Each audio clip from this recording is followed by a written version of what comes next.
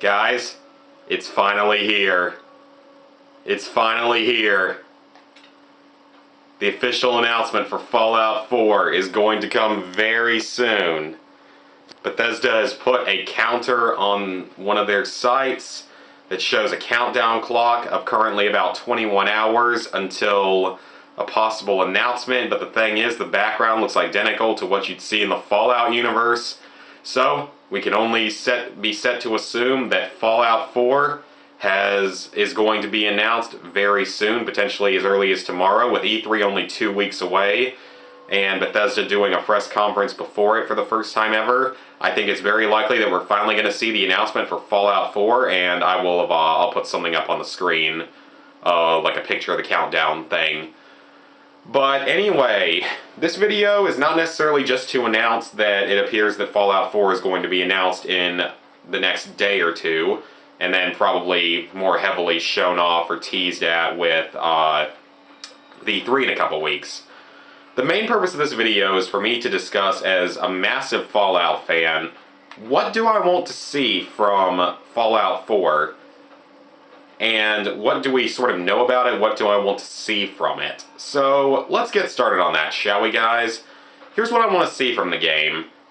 Oh, I'll see what his message is later. But anyway, first off, let's look at the setting and plot of the game, of what I want to see for that. From what we have heard, we've been hearing these rumors for about 3 years now, that the game will be set in Boston anywhere from 5 to 40 years after Fallout 3.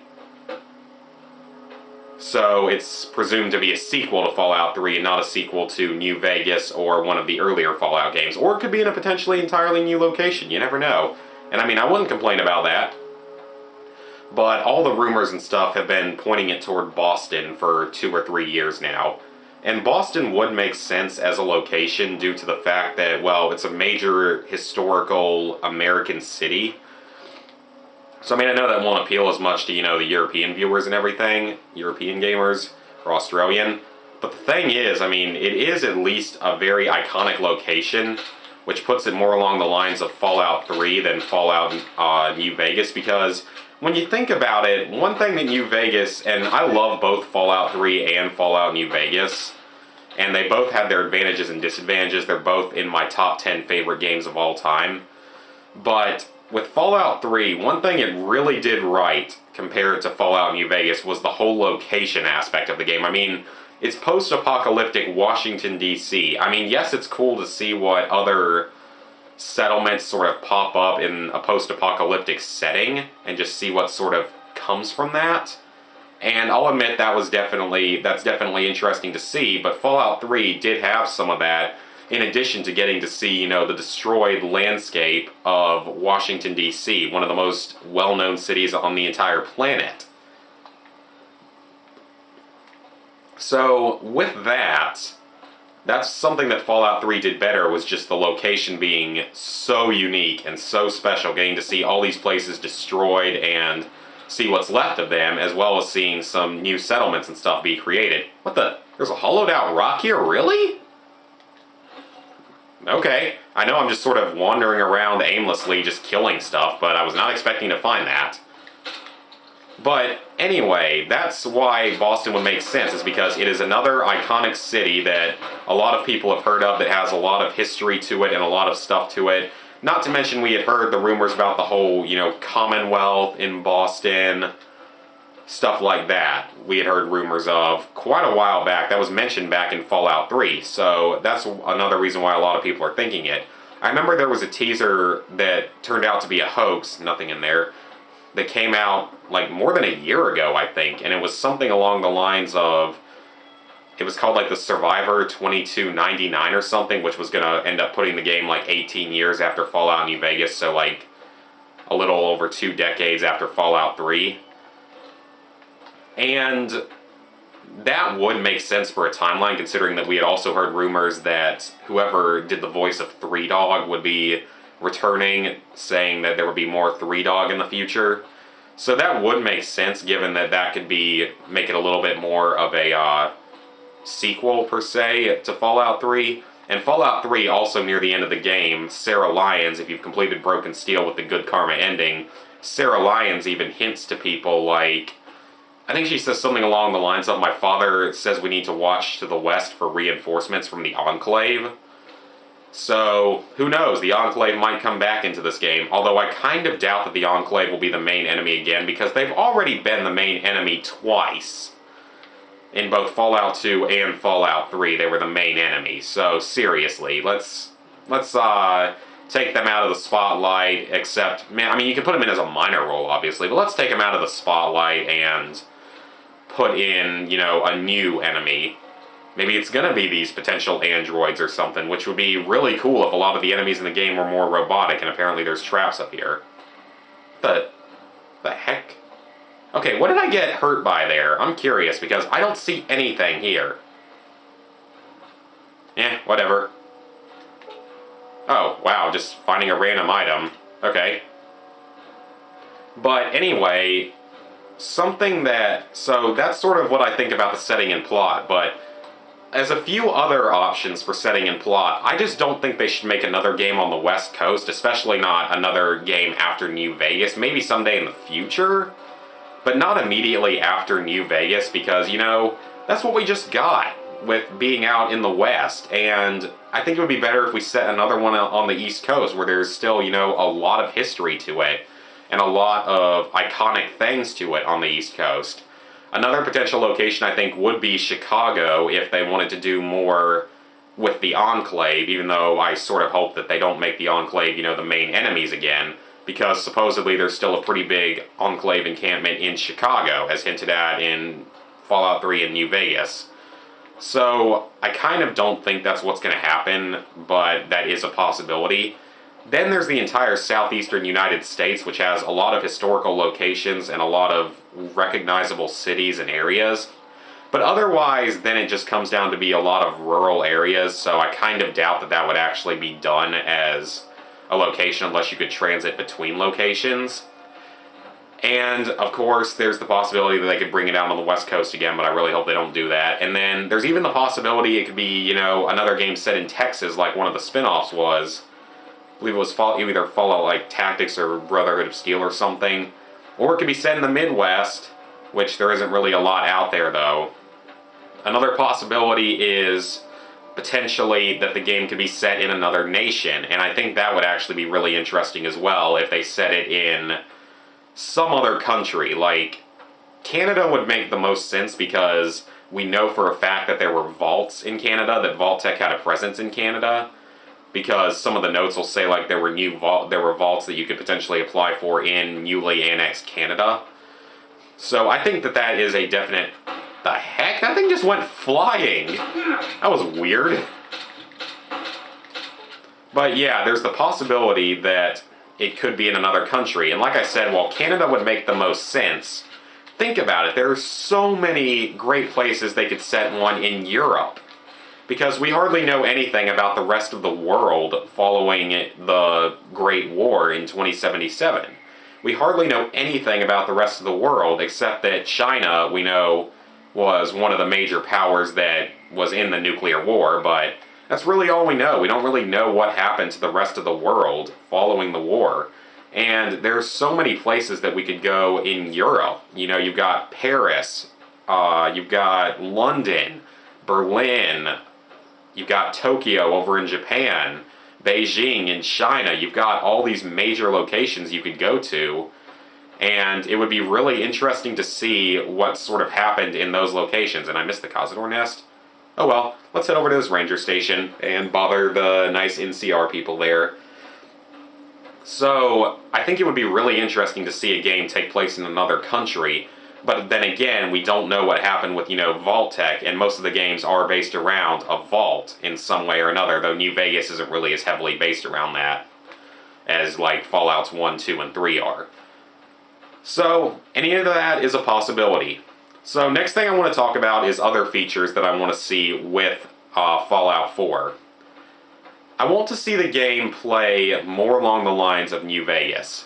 Because one place that Fallout 3 sort of suffered in was it honestly played more like a shooter a lot of the time, and just not as much of an... How do I keep missing these places? Jeez. And it played more like a shooter a lot of the time than an actual, like, RPG strategy game like the earlier Fallouts were and how they were intended to be. Because that's how the earlier Fallouts were and how the earlier Fallouts were intended to play as, were more RPG strategy. Whereas, this game, and Fallout New Vegas actually did play a little bit more like that, but Fallout 3 really did not have that whole element of strategy and stuff such to it. Plus, Fallout 3 is an extremely easy game compared to New Vegas or even the earlier Fallouts. It's a significantly easier game. So, in many ways, I want the game to play more along the lines of Fallout New Vegas with difficulty, bring back hardcore mode, you know, just to have that in the game, because that was a really fun, different challenge, though I just don't really like it because I can't just go around murdering everything and stockpiling supplies, like, which is something that I like to do, which is kind of what I'm doing now. But that's something that I think would be interesting, would be that, you know, bring back hardcore mode and everything, but... Oh, what the? Legion Patrol. Hey, Legion Patrol, what's up? But I want to see the game play a little bit more like Fallout New Vegas for the most part. And that's something that comes from the whole customization elements and the weapons elements and everything. Oh, God! The weapons and customization and everything we saw from Fallout New Vegas, because in New Vegas you can put mods on your weapons, you can make your own ammunition, you can make your own stim packs and other similar items like that, which is all really, really cool. I ain't taking that, even though I kind of want to put it in my house, because that's kind of what I'm going around doing. I mean, what I want to, like I said, I want it to play more like that, to where it's a little bit more difficult, a little bit more just intense, and a little bit more RPG style, where you can build your own supplies, you can go out and harvest plants and stuff, and I think that that makes more sense to me that they would do that, just because that makes it more like an RPG. Sorry about this, guys. The whole Legion thing sort of threw me off. I wasn't really expecting to see an attack from them anytime soon, but that is something that I think would be a really good idea for the game. And then also for this game, I want it to be like Fallout New Vegas again, with the whole variation of weapons. Because Fallout 3, literally half the weapons in the freaking game were unique versions of other weapons. You had the Flamer that had like 4 unique versions, the Gatling Laser had like 3, and you get what I mean. All the weapons had a ridiculous number of unique versions, or most of them did. My personal favorite example of that was the freaking Alien Blaster, which was only available twice in the entire game, the standard was. It had 2 unique versions! So half of the 4 times you can find the weapon were a unique version of the weapon. Stuff like that makes absolutely no sense to me. So hopefully it'll be more like, you know, Fallout 3, not like Fallout 3, Fallout New Vegas, with that, with having a very large variety of weapons and not too many unique versions. I also want there to be more energy weapons in the game like there were with Fallout 3, though, because New Vegas was severely lacking with energy weapons. And the reason I say that is because, you know, it's a futuristic, post-apocalyptic game. Who doesn't want to see, like, really cool-looking futuristic weapons and such in the game? Like all the plasma rifles and plasma pistols and just all those, the Gatling laser, all of those unique weapons that really don't make as much of a presence in Fallout New Vegas. I'd like to see more of those like we saw in Fallout 3, because I just think that's going to be cooler, more unique, and more futuristic and fun to play with. So basically I'm saying, you know, take sort of the best elements of Fallout 3 and Fallout New Vegas and mix them all together. I want to see gambling return from Fallout New Vegas, because I think that was a cool thing to have in the game. Although maybe make it a little bit harder to win at gambling, because if you have an 8 luck skill, you can break any casino in like an hour. If you have any idea, even, you don't even really have to know how to play any poker. You can just break a casino in like an hour. But anyway, I think that that's something that they can bring back. I'm kind of surprised they don't have smoking in any of the games, because, I mean, they have drinking and they have prostitutes and all that other stuff, so why not smoking? But I'm saying, you know, bring in the good parts of both games, pretty much. Try to mix them together as much as possible. Oh, there's the radio. Alright. That's better. So yeah, take the best of both games and mix them together, and then we'll end up seeing a really good game. A few other things I want to add in, though, is, have the number of quests of Skyrim with a massive open world and that's bigger than either Fallout game, and all the stuff that we saw in freaking Skyrim. Like, have as many just side quests and everything that we saw in Skyrim, because that would be really, really awesome to have that much available in the game. And then, another thing that I want to see is, I think this would be an interesting idea to add into the game, is vehicles. And I'm not necessarily talking about, having vehicles as like a major part of the game, but allow them to be available in the game in some way or another. Like, maybe, I don't know, let's combine those actually.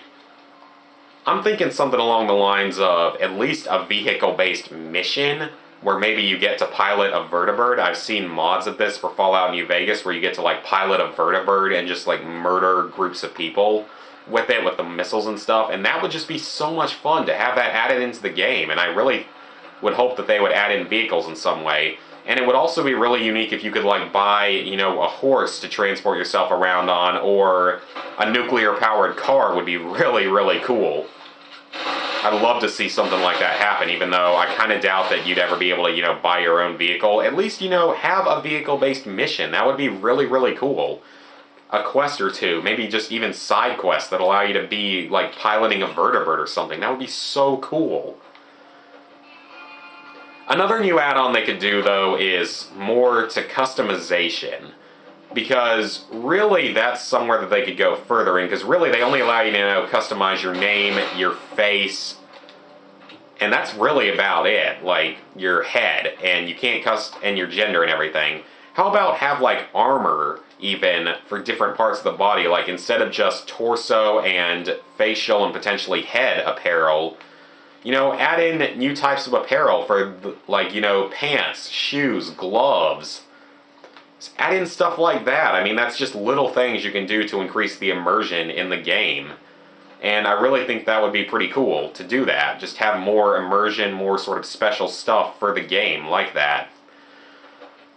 The last thing I can think of that I want to talk about is with karma and faction reputation. This is something that I don't think either Fallout 3 or New Vegas really got right. In all honesty, they both kind of screwed this up in one way or another.